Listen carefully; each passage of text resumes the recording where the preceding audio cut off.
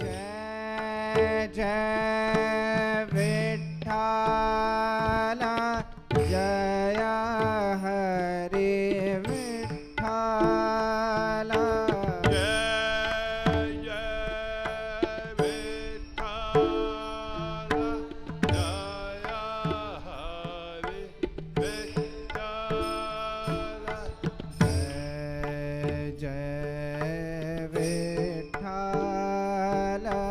जय हरि विठ्ठल जय जय विठ्ठल जय हरि विठ्ठल जय जय विठ्ठल जय हरि विठ्ठल जय जय विठ्ठल जय हरि विठ्ठल जय जय विठ्ठल जय हरि विठ्ठल जय जय विठ्ठल जय हरि विठ्ठल जय जय विठ्ठल जय हरि विठ्ठल जय जय विठ्ठल जय हरि विठ्ठल जय जय विठ्ठल जय हरि विठ्ठल जय जय विठ्ठल जय हरि विठ्ठल जय जय विठ्ठल जय हरि विठ्ठल जय जय विठ्ठल जय हरि विठ्ठल जय जय विठ्ठल जय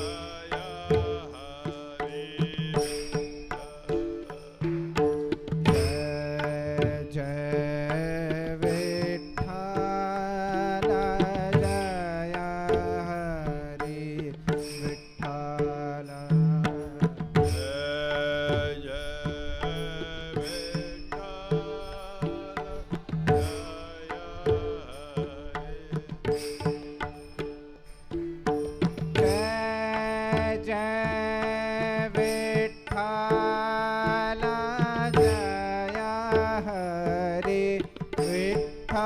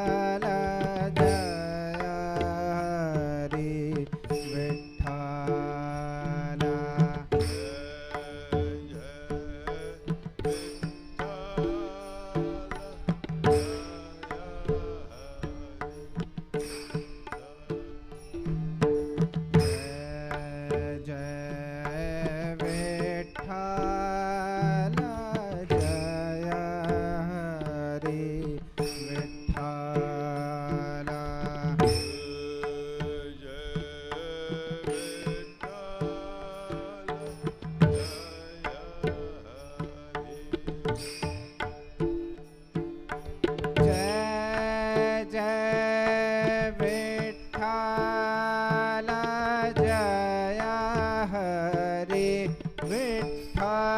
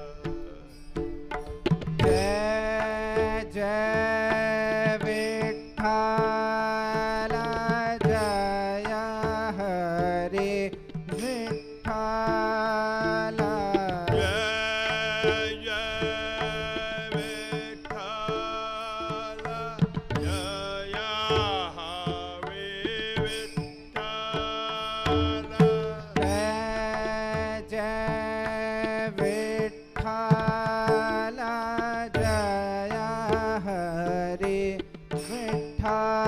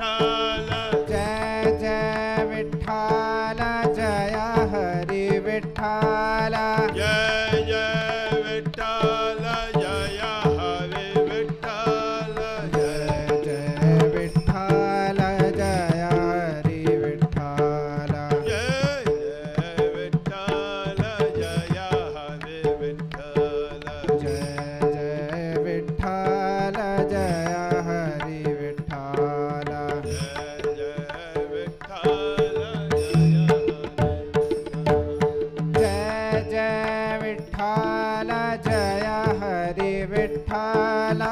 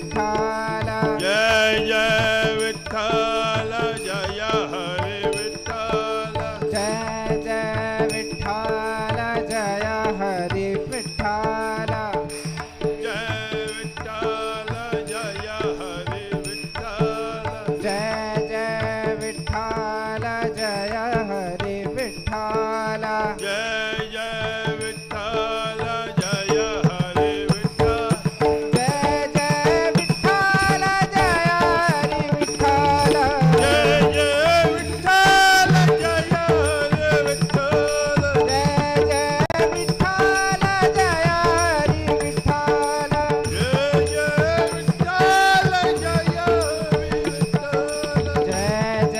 विठ्ठल जय हरे विठ्ठल जय जय विठ्ठल जय हरि विठ्ठल जय जय विठ्ठल जय हरे विठ्ठल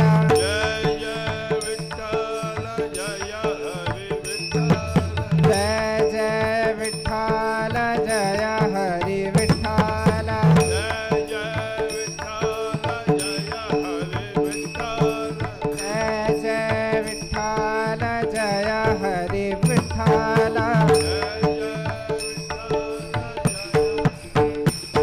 जय जय विठ्ठल जय हरे विठ्ठल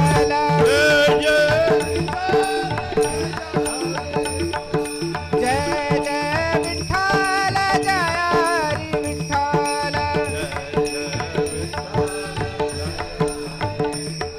जय जय विठ्ठल जय हरि विठ्ठल जय जय विठ्ठल जय हरि विठ्ठल जय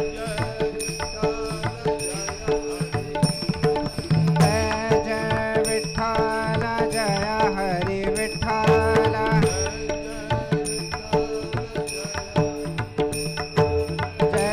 जय विठ्ठल जय हरि विठ्ठल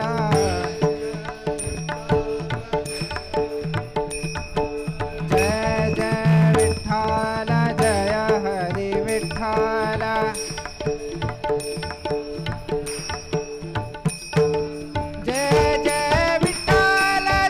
जय विठ्ठल जय हरि विठ्ठल जय जय विठ्ठल जय हरे जय जय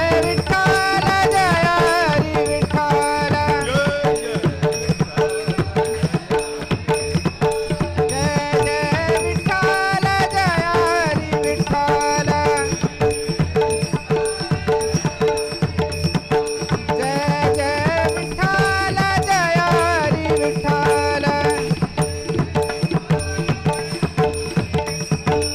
जय जय विठ्ठल जय हरि विठ्ठल